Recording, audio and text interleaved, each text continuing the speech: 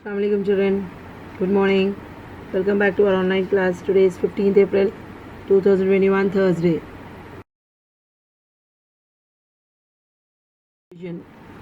The second part B of first lesson, I will do it. We'll go through the lesson. The reading part, C part will. So we were doing the lesson. We are doing now today C part. I will do it. He was short, he was sharp, he was the brightest boy in his class. His seniors used to ask him to solve their difficulties in science. He would have gone unnoticed in a crowd, but once you asked him a question related to physics or maths, there was a spark in his eyes. He was an intelligent boy. He could grasp means easily he should understand. He would give the answers of it. Theories of science faster than the speed of light. He came from a poor but educated family.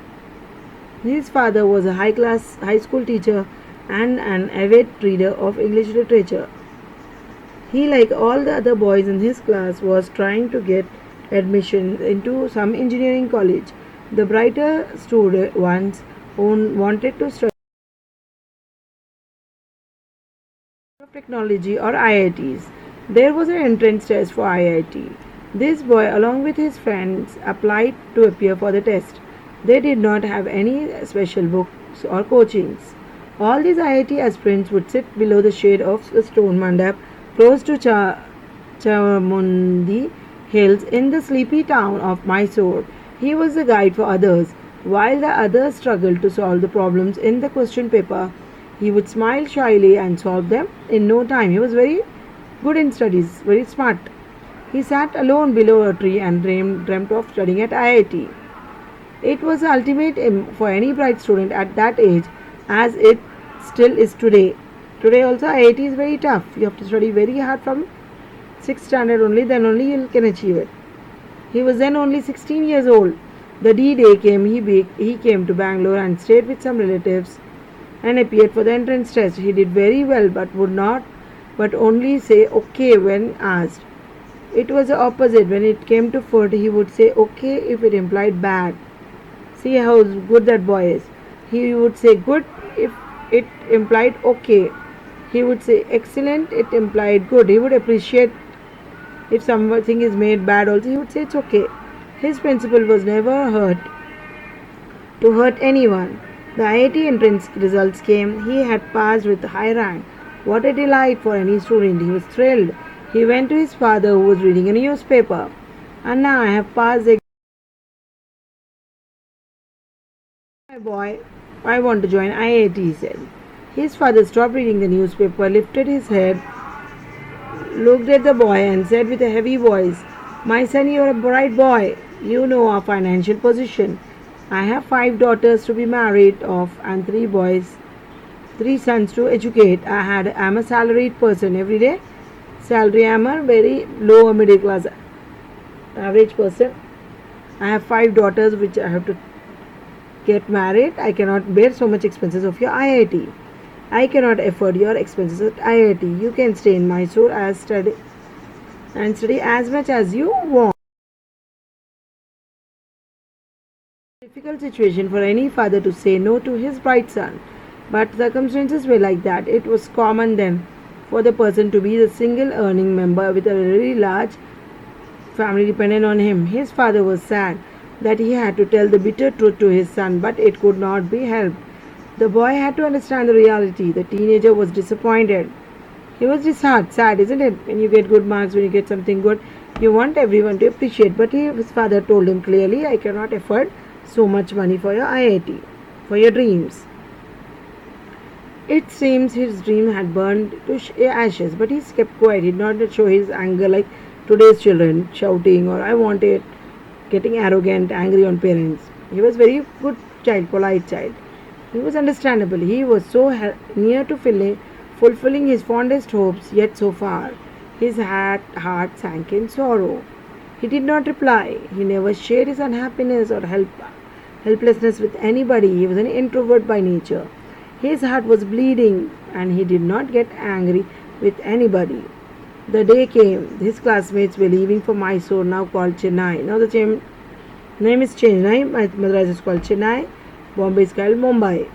They were taking a train from Mysore to Madras. They shared good years in college and school together. He went to the station to say goodbye and good luck to them for their future life.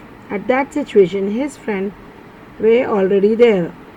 They were excited and talking loudly. The noise was like the chirping of birds. Like early morning, how the birds go on talking and talking with happiness, like that. It is compared. The author is comparing the words of his friends. They were all excited and discussing their new hostels, new courses, etc. He was not a part of it. So he stood there silently, disheartened, but he did not show his anger. He did not tell anyone that I am not coming, ask me, or tell my father to put me in this course, nothing. One of them noticed and said, "You should have made it," his friend told. He did not reply anything.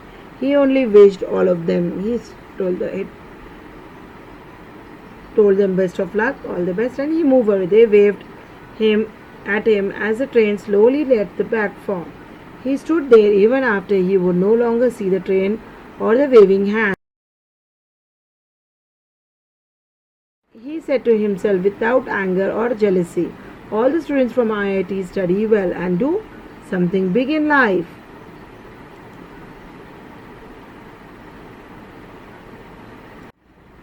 Probably he was not aware that he was following the philosophy of Bhagavad Gita. Your best friend is yourself, and your worst enemy is yourself. Later, he worked very hard and focused on one thing, never bothering about his personal life or comforts. He shared his wealth with others. He never used the help of any caste, community, or political connections to go up in life. A son of school teacher showed other Indians it was possible to earn wealth legally and ethically. He built a team of people who were equally good. He became a pioneer of India's software industry and started the information technology wave. Today he has become an icon of simplicity, uncompromising quality. Apart from being a philanthropist, he really believes in the motto powered by intellect and driven by values. He was none other than Nagavara Ramarao Narayana Murthy, the founder of Infosys, a leading IIT company in the world. Let's see the glossary. Children. Mandap, a race platform. D-Day, a day on which something important is expected to happen. From the name given to June 6, 1944, the day on which the US, British and other armies landed on the beaches of northern France in Second World War. Anna, a word used to address a respectable elder or older male. Icon, a famous person or thing that people admire and see as a symbol of particular idea, way of life, etc. Philanthropist, one who devotes his wealth or service for the today children.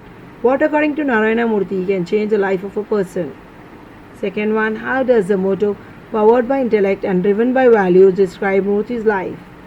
What message does a wife have for the educated youth who reach at the highest position in the society by virtue of their education? Justify your viewpoint while supporting evidence from the text. I will do it. Thank you children. Send me the homeworks by evening 6 o'clock. Assalamu alaikum.